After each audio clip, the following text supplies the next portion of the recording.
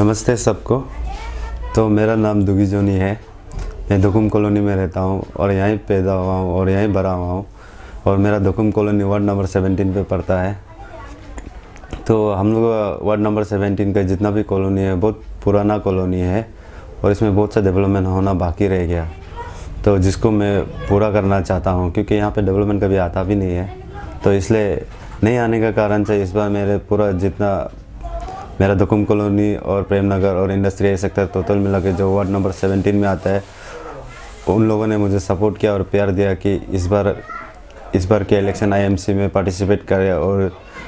Full support के साथ जीतने की कोशिश करेंगे हम कि डेवलपमेंट और हर चीज़ को लाने के लिए। तो काफ़ी कुछ दिनों से हम लोग के पास ये रिपोर्ट आ रहा है कि जो मुझे अच्छा नहीं लग रहा है और मैं ये अपने वार्ड 17 में जितने भी कॉलोनी के रहने वाले मेरा वेल विशर और मेरा जितना भी एल्डर्स लोग हैं उसे मैं बताना चाह रहा हूँ कि सबसे पहले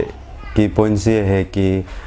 मेरा ओपोनेंट जो आ रहा है वो कह रहा है कि मैं यहाँ देने आया हूँ, मैं कुछ लेने नहीं आया हूँ। मगर मैं ये कहना चाहता हूँ कि अगर आप देना ही चाहता था तो अपने वार्ड में देता। उसके वार्ड भी तो इतना डेवलप है बोल के नहीं है, नया वो वार्ड बनाया गया है, उसमें भी तो बहुत डेवलपमेंट होना बाकी था। तो वह अपना घर में देना था क्योंकि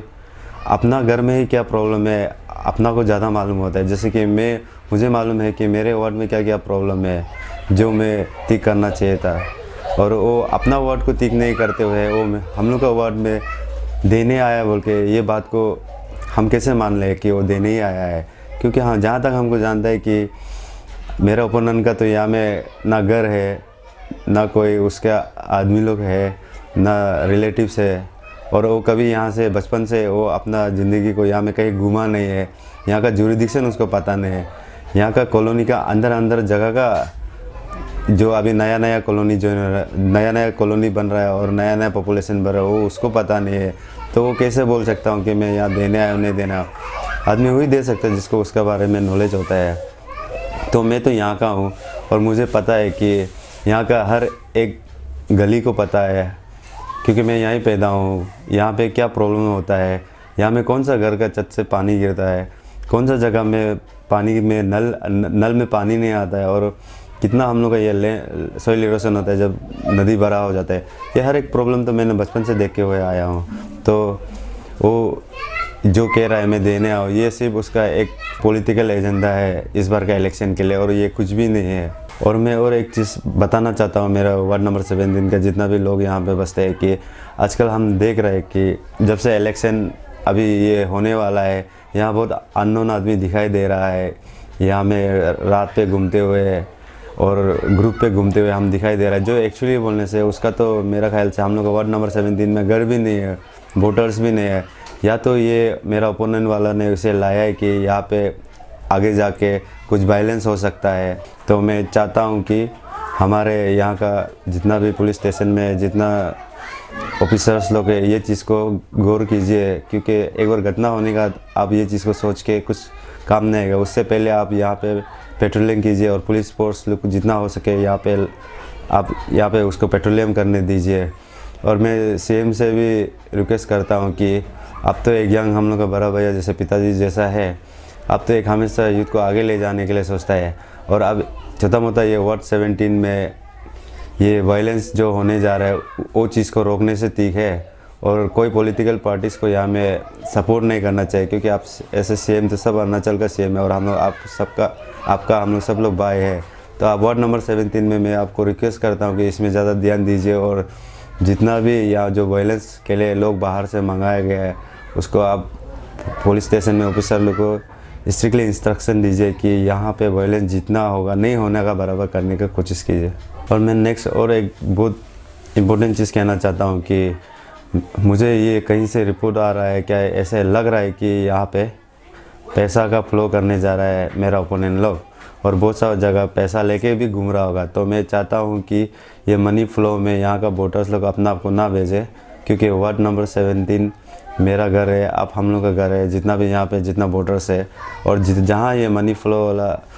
कल्चर दिखाई दे रहा है इलेक्शन में, जो अभी रिवर का जैसे फ्लो हो रहा है, आप लोग उसे काइंडली जितना भी होगा यहाँ का पुलिस स्टेशन में आप लोग कंप्लेंट कीजिए। और या किसी का वोटर आईडी कार्ड ज़बरदस्ती लेके रखा है तो उसे भी आप लोग स्ट्रॉन्ग होके एफआईआर कीजिए और मैं आपके पीछे खड़ा रहूँगा कि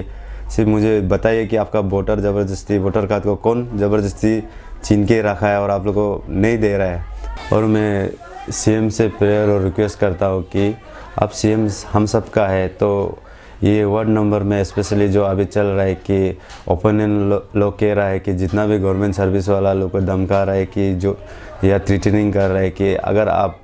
उसका हिसाब से वोट नहीं करेगा तो उसे ट्रांसफ़र कर देगा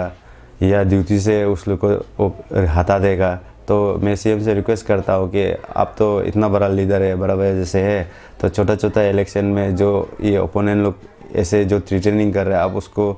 देखिए और उस लोग को भी वार्न कीजिए कि ये सब चीज़ नहीं होना है, क्योंकि इलेक्शन तो एक फ्री फेयर होना चाहिए और हम लोग का कॉन्स्टिट्यूशन में तो लिखता है कि इलेक्शन फ्रीली होना है, फेयर होना है और कोई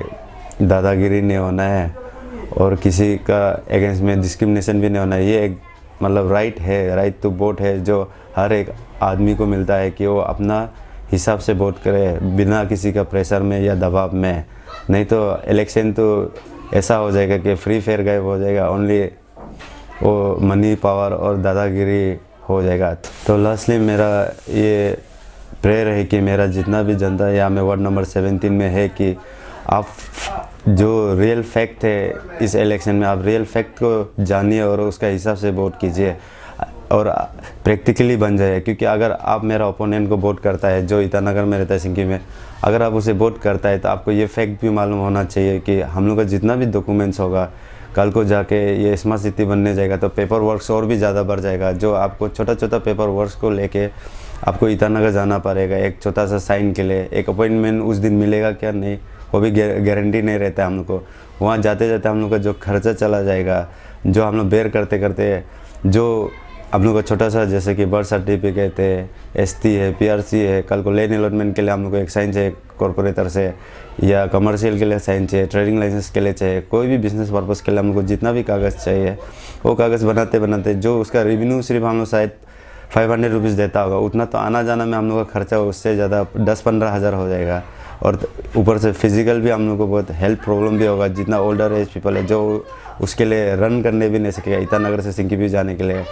और मेरा ओपोनेंट तो इतना बड़ा आदमी है कि उसको मिलना भी मुश्किल है, क्योंकि वो तो हम लोग का जैसे गरीब और मिडिल क्लास के साथ तो तालमेल करके रहता नहीं। उसका तो हाई प्रोफाइल है और हाई प्रोफाइल आदमी लोग का साथ ही रहता है। वो लोग तो बड़ा बड़ा मेगा प्रोजेक्ट में बिजी रहेगा। तो हम लोग का वार्ड में सिर्फ छोटा मोटा एक ही तो चीज़ रहता है जिसमें हम लोग कॉर्पोरेटर एक अपना वार्ड का लोगों के साथ एक हम लोग ये कोऑपरेट करके रह सकता है, वो भी हम लोग से चिन जाएगा। तो मैं चाहता हूँ कि जितना भी लोग यहाँ बैठा है वार्ड नंबर 17 में, प्रैक्टिकली आप लोग एक बार वोट करने से सोचिए कि हम लोग को 5 साल रोना है ना 5 साल हम लोग को खुशी से रहना है। और मैं तो हमेशा यहाँ ही रहूँगा क्योंकि मैं ये बेटा ही यहाँ का हूँ और मैंने तो हर गली यहाँ देखा है, हर एक प्रॉब्लम यहाँ देखा है। तो मैं तो जब भी बुलाऊँगा आप लोग का घर भी आ सकता हूँ या तो मैं प्राइवेट ऑफिस खोल सकता हूँ। हर एक कॉलोनी में एक एग्ज़ाम में आप लोग को ये फैसिलिटी घर बैठा बैठी मिलेगा। तो मैं चाहता हूँ कि आप लोग अपना एक वैल्यूएबल वोट को बहुत सोच समझ के मुझे दीजिए और इस पर मुझे जीताइए। Thank you.